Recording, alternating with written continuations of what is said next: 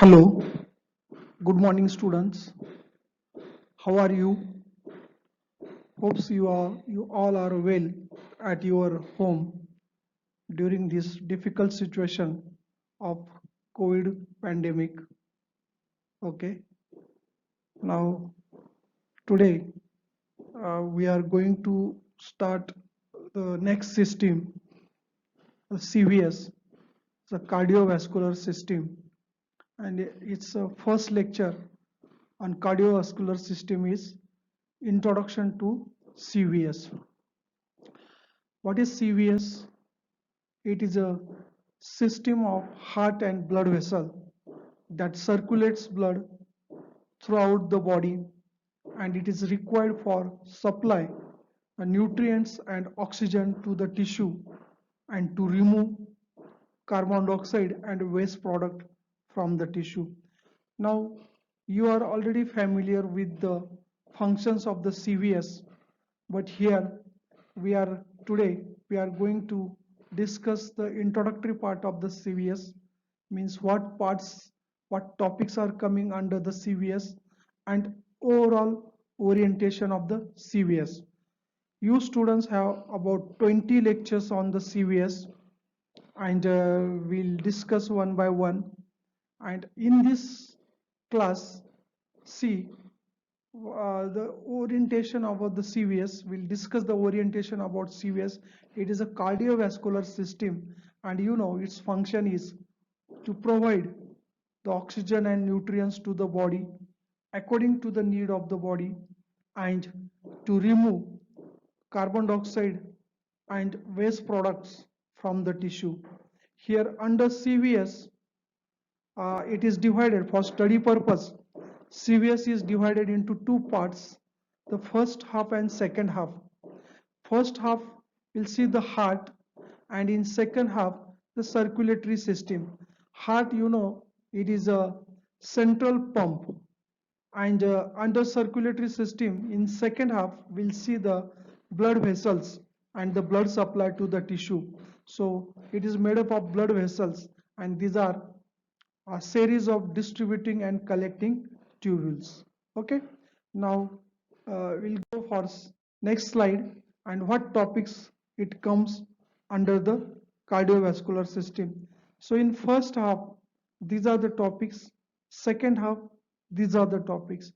Now in first half under the heart, in what are the topics? First is today's lecture, that is introduction to the CVS, then properties of cardiac muscle, cardiac impulse, electrocardiogram, then cardiac cycle, heart sounds, heart rate, and cardiac output. So here in introduction we'll see how the CVS is functioning, what are the topics it comes. Properties may we'll see what are the properties of cardiac muscle and how it helps, what are the advantages of these properties to the heart. Under cardiac impulse, we'll discuss how the impulse is produced in the heart by pacemaker, how it's spread over the heart, and how it leads into the contraction of heart, that is studied. That means here electrical changes that occurring in the heart we are studying. Then electrocardiogram.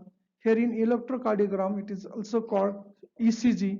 Here we are studying that electrical changes occurring in the heart are reflects or recorded on the ECG paper, that is called the electrocardiogram. So here we are studying the electrical changes occurring in the heart, okay, under ECG. Then cardiac cycle. What is a cardiac cycle? It is a study of mechanical events occurring in the heart. You know, first electrical changes occurs in the heart, and electrical changes are followed by the mechanical events. The mechanical events are studied under the cardiac cycle. Okay, the next topic, the heart sounds. Here we'll discuss what are the heart sounds, that is you know the sound produced in the heart due to the closure of the walls of the heart, the sound is produced, and that the sounds are called the heart sounds. So what is a importance of this sound, clinical importance of the heart sounds, and the applied part of the heart sounds we'll discuss there. Then heart rate. Heart rate means how many times heart beats per minute. It's called the heart rate. So what is the normal heart rate? Then how much it decreases or increases? What happens just during the exercise? What is need of increased heart rate? And this and the same topic, we have to study the nerve supply to the heart. Vasomotor centers are there, how the heart rate is regulated, and if there is a problem in the heart or there is a problem in the CVS, how it affects on the change in heart rate, that will be discussed. Okay, then the next topic under the heart, it comes cardiac output. So under the cardiac output we have to study, so what is the definition? That is how much blood is pumped per minute by ventricle, each ventricle, the normal values and physiological variations, factors affecting on cardiac output, how it is measured, that will be studied under the cardiac output. Okay. Then second half of the CVS, that is the circulatory system. Here the under this system, these are the topics. So hemodynamics, blood flow control, tissue fluid formation, lymphatic system, blood pressure, circulatory shock, coronary circulation, and cardiovascular changes occurring during exercise. These are studied, these will be studied under this topic. Hemodynamics means we are studying the physics behind the circulatory functions. For example, how the blood flow, then blood pressure, okay, then it is a how it is adjusted, okay, in the body. Then resistance to the blood flow. So resistance to the blood flow, it decides the blood pressure, and then tissue gets the blood supply according to the need of the tissue. Okay, so how it is adjusted, the physics behind it will be studied under the hemodynamics. Then blood flow to the tissue, how it is maintained. Then tissue fluid formation, then what are the forces which are required for the tissue fluid formation will be studied under the tissue fluid formation. Then lymphatic system. So it is it also called the drainage system, or it drains the lymph from the body and it is delivered to the circulation. Then blood pressure. What are the types of the blood pressure? What is the definition of the blood pressure? How the blood pressure is maintained? Okay. Then what is the importance of the blood pressure? Regulation of the blood pressure. Then applied part. What will happen if the blood pressure is above normal? What will happen if the blood pressure is below the normal? Okay, so applied part will be studied. Then circulatory shock. If the tissue is not getting the sufficient blood, that condition is called the shock, that is a circulatory shock. So what is this is a clinical topic, will be studied under the circulatory shock. Then coronary circulation.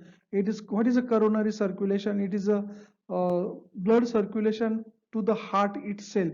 There are the vessels, blood vessels of the heart, and these are called the coronary vessels. So how the heart itself it gets the blood will be studied under the coronary circulation. And the last topic is the cardiovascular changes occurring during the exercise. So what changes occurs when you start the exercise, then what changes occurs in the cardiovascular system, like there is increase in heart rate, increase in blood supply, increase in cardiac output. Okay, so like this changes it occurs. So like this, one by one we'll study.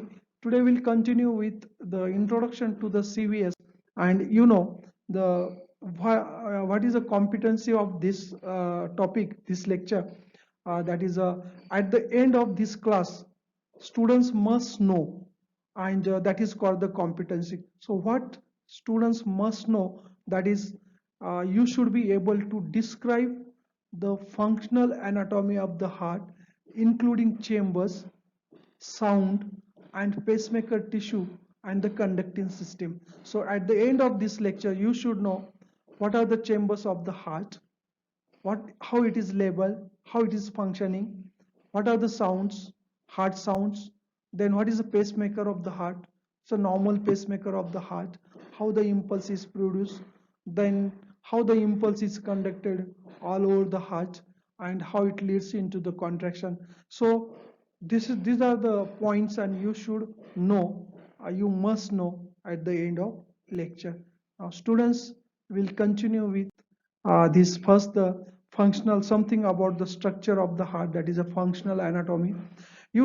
Heart is a muscular organ, and that pumps the blood throughout the circulatory system. Where it is situated between the two lungs in mediastinum. Okay, and it is just to the left side, that is left to the sternum, that is the location of the heart. Okay, it consists of, if you know already, but we'll just summarize. So chambers of the heart, it consists of the four chambers, like two chambers called the two atria and the two ventricles. Okay, so if you see the right side of the heart and left side of the heart, the two separate pumps are there.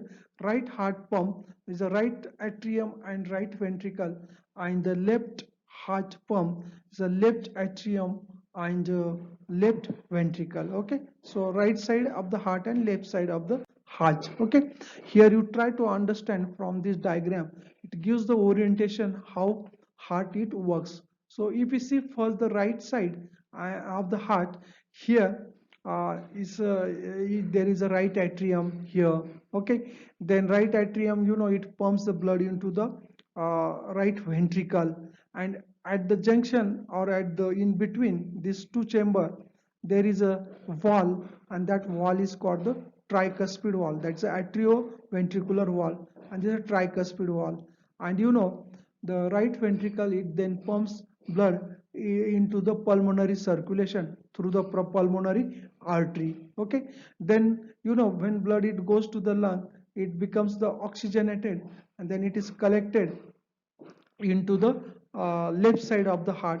That means the blood, it comes through the pulmonary veins into the left atrium, and here this is a left atrium, and then from this left atrium, blood is pumped into the left ventricle.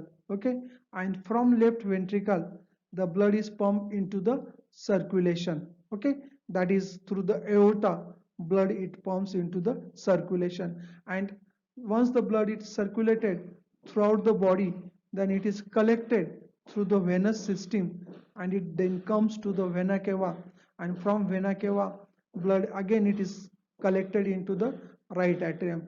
Like this, the parts of the hearts are there, chambers of the hearts are there, and the walls, there are the two walls, the AV walls, the tricuspid wall and the mitral wall. Okay, and there are two semilunar walls, the aortic wall, that is in between aorta and right left ventricle, and the pulmonary wall, it is in between right ventricle to the pulmonary artery.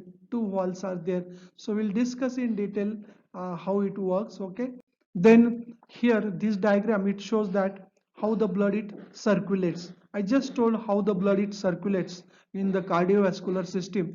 Again we'll just repeat, and if you start from the right atrium, right atrium, it pumps the blood into the right ventricle, and the right ventricle then pumps blood into the pulmonary circulation.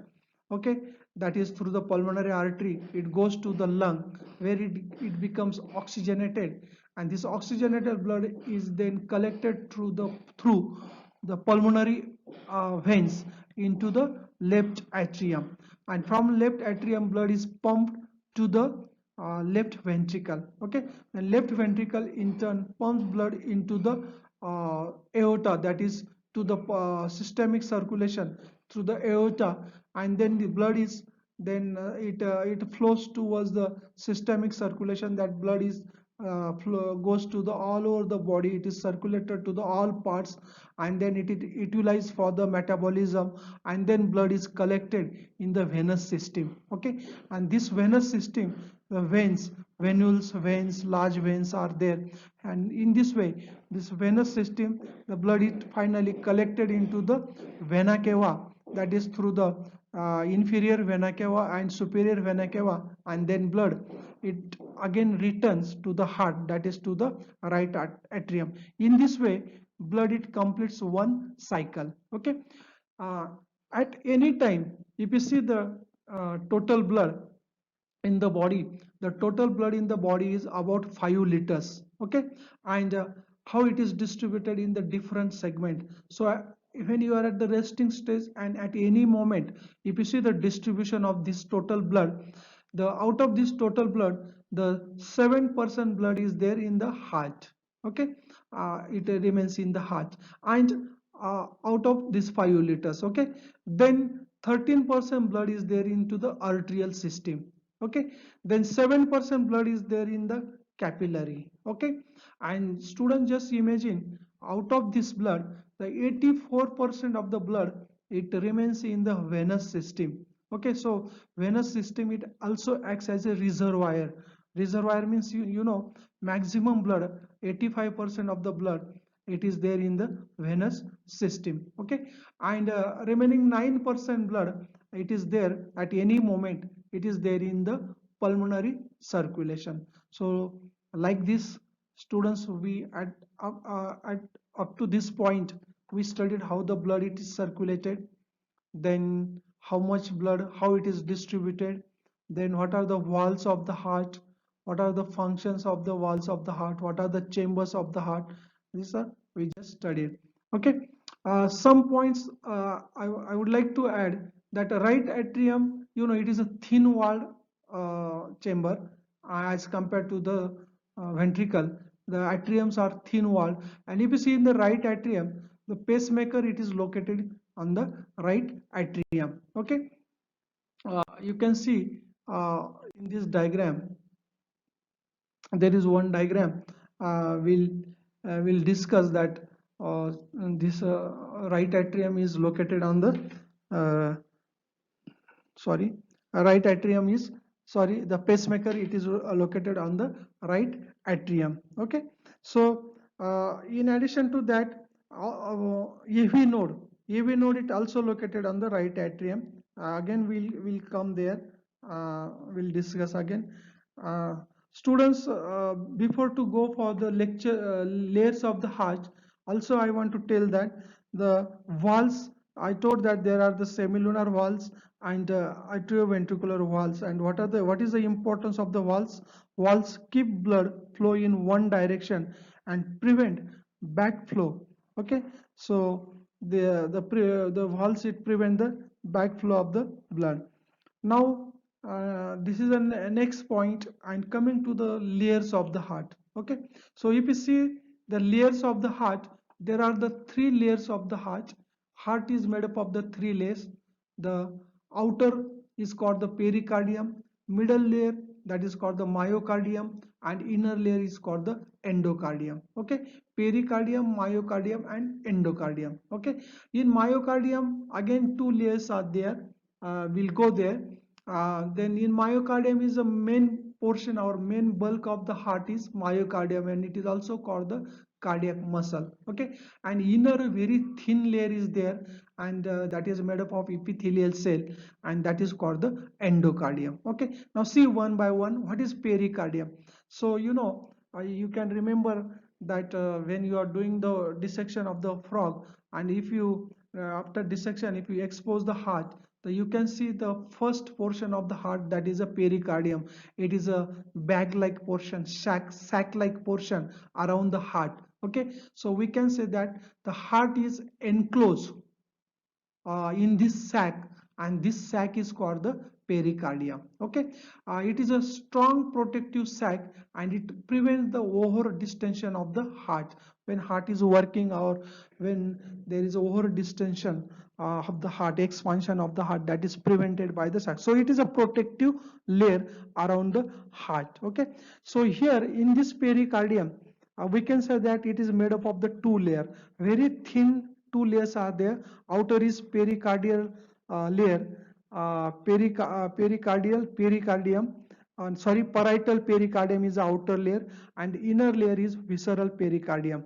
Okay, so inner layer also called, it is just it is a stick to the heart, and this is also called the epicardium. Okay, so most of the time we use the word epicardium, myocardium, endocardium. Outer is epicardium, myocardium, endocardium. Okay, but it is a part of the pericardium only, and it is a inner layer, visceral layer of the pericardium. Okay, now if you see in this layer, that is a pericardial layer, there in this pericardial layer, two layers are there, and there is a very small space between two layers, and that is called the pericardial cavity. So what is a pericardial cavity? It is a space between two layers. Okay, that is a parietal pericardium and visceral pericardium. Okay, and that space it contains very small quantity of the fluid, and that is called the pericardial fluid. Okay, so pericardial fluid kahan hai? It is in the pericardial cavity. Okay, so this is very important. And in case there is an inflammation of the pericardium, whatever the cause, okay, so bacterial infection or viral infection, whatever the cause, if there is an inflammation of this pericardial layer, then it is known as pericarditis. What is a pericarditis? It is an inflammation of pericardium. Okay, then after this inflammation, in case there is an accumulation of the fluid in this cavity, pericardial cavity, if there is an accumulation of the fluid, okay, and that is called the pericardial effusion. Okay, so we can say that there is a pericardial effusion. Means, what is meant by pericardial effusion? There is a otherwise normally there is very small quantity of the fluid in pericardial cavity, but if there is a excess accumulation, then it is not a normal thing, it is a pathological thing or abnormal thing. If there is a excess accumulation of this pericardial fluid, then it is called the pericardial effusion. Okay, and this pericardial effusion, it causes, which increases intracranial pressure, sorry, intrapericardial pressure, which limits the function of the heart. Okay, then I told that the inner layer is called the epicardium. Epicardium is very transparent layer, and it is made up of epithelial cell. Okay, so this is pericardium. Now coming to the next layer, myocardium, and we are very much interested in the myocardium because the function of the heart is carried out the myocardium. It is also called the cardiac muscle. Okay, so here in this cardiac muscle, students, it is a very thick layer, and it is formed from the cardiac muscle, and it is responsible for the pumping action of the heart. So what is the function of the heart? To contract and to produce the force. Okay, the force, heart produce the force, and how the force is produced? By the contraction of cardiac muscle. So main function of the heart is carried out by the cardiac muscle. So we are going to discuss in detail about the cardiac muscle. uh, on the heart, the cardiac muscles, the structure is same, but where it is located, so according to that we can say that the three types of cardiac muscles in heart, or three types of the cardiac muscle in myocardium. The muscle of atria is called the atrial muscle of the ventricle is called the ventricular muscle, and the third group of the muscle is very important, that is called the specialized excitatory and conductive system. Students, word we always use the conductive system of the heart, but what is it? It is a specialized excitatory and conductive system of the heart. These muscles are very important because they produce the impulse. Okay, they produce the impulse, and and production of the cardiac impulses, and that impulses then cardiac impulse then it spread over the heart and it causes the contraction of atrial muscle and ventricular muscle. So in short, there are the arterial muscle, ventricular muscle, and the special conductive system. Special conductive system function is to produce the impulse and to cause the contraction of heart. Okay, so see in the diagram, here you can try to understand the special conductive system of the heart. So what is a special conductive system? ये जो green में दिखा है, green color में, it is a special conductive system of the heart, and the parts of the special conductive system is a SA node. Okay, it is a pacemaker. Then AV node. Okay, it is both are located on the right atrium, and these are connected through the internodal pathway. Okay, three pathway are there, and here it connects the SA node to the AV node. Then AV node, it continues with the bundle of His, or it is also called the atrioventricular bundle. It is at the junction of atria and ventricle. Okay, so it is a bundle of His or AV bundle. Then this AV bundle, it divides into the right bundle branch and left bundle branch. Right bundle branch, left bundle branch again divides and redivides into the fibers. Branches are there, and these branches are called the Purkinje fibers. Purkinje fibers are then distributed to the ventricular fibers. So this is our special conductive system of the heart. Okay, students, see cardiac muscles. So what is the structure of the cardiac muscle? And if we compare with the if we compare the cardiac muscle with the skeletal muscle, so what are the similarities and what are the differences? Okay, so here if we compare with the skeletal muscle, the similarity is this cardiac muscle is also the striated muscle like skeletal muscle.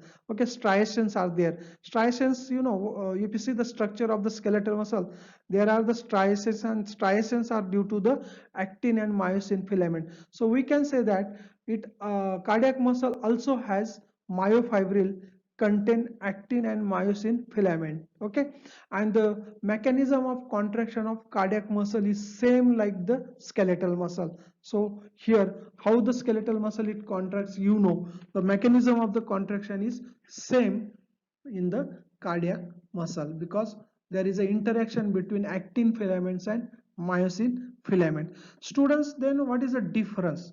Okay, if you see the difference, if you compare with the skeletal muscle, the cardiac muscles are involuntary muscles. Why they are called the involuntary muscle? Because cardiac muscles are supplied by or innervated by sympathetic nerves and parasympathetic nerve. Okay, what is nerve supply to the heart? The autonomic nerve supply, and the autonomic nerve supply, it consists of sympathetic nerves and parasympathetic nerve supply. Okay, this is a difference. And one more difference is that cardiac muscles are arranged in lattice network. Okay, so if you compare with the skeletal muscle, in skeletal muscle there are the separate fibers, and motor unit is there. Okay, but if you see in the cardiac muscle, it is called this arrangement is called the lattice work, means there is a network of the fibers. So what is the meaning is the cardiac muscle fibers dividing, recombining and spreading again. Okay, means they are connected to each other, they come together, they spread, and they are connected electrically, they are connected to each other, and that network is there, and that network is called the lattice network. Okay, one more thing is that cardiac muscle act as a syncytium. What is the meaning of the syncytium? Syncytium means it contracts as a single unit. Okay, the heart it contracts together. ऐसा नहीं होता कि कुछ muscle contract हो गए heart में, कुछ relax हो रहा है, ऐसे नहीं. It contracts simultaneously. That means it acts as a single unit, and that is called the syncytium. Okay, so now we'll go to the in detail, that is the structure of the cardiac muscle, and see the diagram of this cardiac muscle. Here if you see this is in this diagram, here there are intercalated discs. Okay, in this figure, and this the dark area crossing the dark area that crossing the fibers and connect fibers electrically. Here see it passes from the fiber to fiber. And what is this interconnected does? This interconnected, this is nothing but it connect the fibers electrically. So there is a electrical link. I told that it acts as a syncytium. What is a syncytium? Means they are connected. Okay, and there is a electrical link, means impulse can easily pass from the fiber to fiber. Okay, so cell membrane, so exactly what happens just here, the cell membranes fuse one another in such a way that they forms permeable gap junctions. Okay, here exactly where two fibers are connected, that is called the gap junction, and these gap junctions are permeable. Permeable means it allows the ions exchange, diffusion of the ions. Okay, and gap junctions allows a rapid conduction of electrical signal from fiber to fiber like a single unit. Okay, so if the impulse is here, it can easily pass from one fiber to another fiber through the gap junction through this intercalated disc. Okay, so it is a electrical link between the fibers. Okay, so here, so impulse can easily pass. Okay, so it leads into the contraction of the heart, and it is called the syncytium. Okay, so students, like this, the syncytium, you know, what is a syncytium? You know, it is a contractile unit, single unit. Like this, there is a two syncytium in the heart, the atrial syncytium and ventricular syncytium. As you know, atria and ventricles are separated from each other, and there is no direct conduction of the impulse from atria to ventricle due to the fibrous tissue called the atrioventricular ring. So in atria and ventricle there is a ring, and that ring is of the fibrous tissue, fibrous septa is there. So there is no direct transmission of the impulse. So we can say that there is a two syncytium, two contractile units. Atria contracts independently than the ventricle. So we can say that there are the two syncytium in the heart. Okay, so here impulse can only pass through the bundle of His from atrial side to the ventricular side. Okay, now this is all about the structure of heart, and you know, the in short we can say that what is the structure of the heart. The heart muscles is arranged in the lattice network, and it acts as a single unit, is called the syncytium. No? Okay, now coming to the next point, student, uh, action potential of the heart. You know something, you try to understand something about the action potential. Action potential of the heart is called the plateau potential. Okay, and if you compare this action potential, you know, types of action potential, spike potential is there, but in the heart the action potential is a spike potential. Action potential is long due to the plateau potential. Means here depolarization of the, I will show the diagram in the next slide, but here the, you know, the depolarization of the heart is prolonged. Okay, and that depolarization, that's why, and that prolonged depolarization is called plateau potential. Okay, so what is plateau, I will tell later on, but here see the stages of action potential. So there are the stages depolarization and repolarization. Okay, here depolarization, you know, if you compare this action potential with the other action potential, the difference is that here the depolarization, it occurs two types of the channels, fast sodium channel and slow calcium sodium channels. Okay, and repolarization is same as if you compare with the spike potential, that is repolarization, it occurs due to the potassium channel. So there are the three groups of the channels in the heart, like fast sodium channel, slow sodium calcium channel and potassium channel. But जो आप दूसरा action potential देखा, that is action potential in nerve fiber, action potential in skeletal muscle, there are only two types of the channel. Depolarization is due to the only fast sodium channels, and the repolarization is due to the potassium channels. But in heart, one additional group of the channels are there, and these are the slow calcium sodium channels, and these are the responsible for the plateau. Okay, we'll come again to the plateau. Here what are the causes of the plateau? Because of this slow calcium sodium channel, okay, which are slow to open. Okay, and here try to understand that there is a plateau in the action potential. What is the importance of this plateau? The importance is that cardiac muscle contracts slowly to generate the force and also to relax slowly. You know, if you compare with the skeletal muscle, contraction, heart muscle क्या होता है? It contracts slowly because it has to produce the force to pump the blood into circulation, and also it relax slowly because it has to accumulate the blood, it has to reissue the blood. So this plateau, in this way, it helps for the functioning of the heart. You try to understand this diagram, and it is called the plateau potential in the heart. Here you know, depolarization is there and depolarization is prolonged. That's why it is called the plateau. Okay थोड़ा ज्यादा time depolarisation चलता है, यहां से लेके यहां तक depolarisation है, then it is followed by the repolarization. That's why it is called the plateau potential. Now we just discussed the channels, the this part, that is from this point to this point, the potential it increases, and this depolarization is due to the diffusion of the fast sodium ions. Okay, it is a opening of the fast sodium channels, and once the channels open, there is a diffusion of sodium ions inside, causes the depolarization. Okay, at exactly at this point, fast sodium channel closed, and there is opening of slow calcium sodium channels, and here due to the slow calcium sodium channels, there is a diffusion of the sodium ions and calcium ions, and here the depolarization is continue, it is prolonged up to this point. Exactly at this point, there is a closure of slow sodium calcium channel and the opening of potassium channels. Okay, and there is a diffusion of the potassium channel from inside to the outside, it causes the repolarization. So in this way, depolarization and repolarization, it occurs in the heart. Okay, so up to this point, students, we studied the electrical events occurring in the heart, that is a uh, plateau potential in the heart. Okay, in the next slide, student, is the last slide, and we are studying something about the excitation contraction coupling in the cardiac muscle and the contraction of cardiac muscle.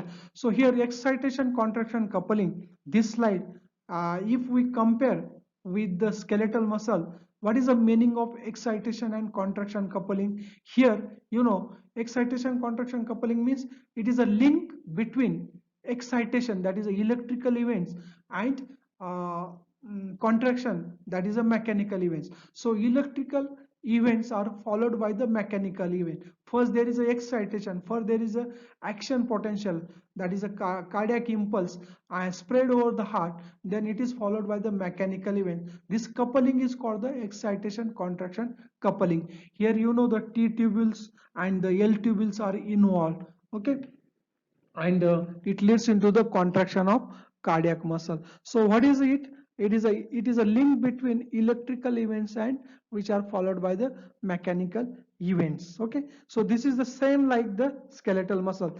Then what is the difference? You know, during the, if you compare with the skeletal muscle, in cardiac muscle, extra calcium ions also diffuse into the sarcoplasm from T tubules, in addition to calcium ions from the sarcoplasmic reticulum. Okay, so you try to understand. So what is the normal process in skeletal muscle? Once the impulse is reached to the sarcoplasmic reticulum, the calcium ions it releases into the sarcoplasm, and it causes the contraction. That is in skeletal muscle. Same thing it happens in cardiac muscle, but in addition to that, the extra calcium is also required for the contraction. This whatever the calcium releases from the sarcoplasmic reticulum, these are not sufficient for the cardiac muscle. Cardiac muscle, it depends for its extra calcium, and that is from the extracellular fluid. That extracellular fluid calcium, it comes into the T tubules, and from the T tubules it is released into the sarcoplasm. So we can say that this extra calcium required to increase the strength of the contraction of cardiac muscle. Okay, so cardiac muscle, it depends for its extra calcium from the extracellular fluid, and which is required to increase the strength of contraction of the cardiac muscle. Okay, here we will continue. The sarcoplasmic reticulum is not well developed in the heart to store the enough calcium like the skeletal muscle, and to provide the full contraction like the skeletal muscle. So we can say that the sarcoplasmic reticulum is not enough developed to store the calcium which is required for the full contraction. Okay, so that's why cardiac muscle is taking extra calcium from the T tubules. Okay, this is about the calcium supply. Then one more difference is there. If you compare the T tubules of cardiac muscle with the skeletal muscle, the T tubule have diameter 5 times more than the skeletal muscle. Okay, and diameter is 5 times more in cardiac muscle. That means the volume of T tubule is 25 times more as compared to the skeletal muscle. और diameter ज़्यादा है, volume 25 times ज़्यादा है, और why it is required? Because it is required to store the calcium, and the cardiac muscle, it depends for its calcium from the T tubule. That's why the diameter, the structural difference is there, and diameter of the T tubule is more. Okay, so this is what we studied about the excitation, contraction, coupling.